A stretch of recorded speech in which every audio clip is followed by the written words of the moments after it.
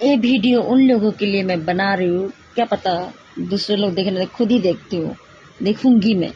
बड़े लोगों का जो पैसा वाला बेटी है, पैसा वाला घर में ही बहू होता है ना, तो उन लोगों को क्या समझ में आ गया ज़िंदगी क्या है। बड़े लोगों को ससुराल में तो जितने पति पैसा वाला तो रोमांटिक वीडियो बनाने के लिए तो खुशी हो जाती है, वीडियो बना भी लेते हैं, ससुराल भी हैप्पी तो हैप्पी, नहीं होगा तो बस घी हो कहानी, रामायण का महाभारत आ जाता है।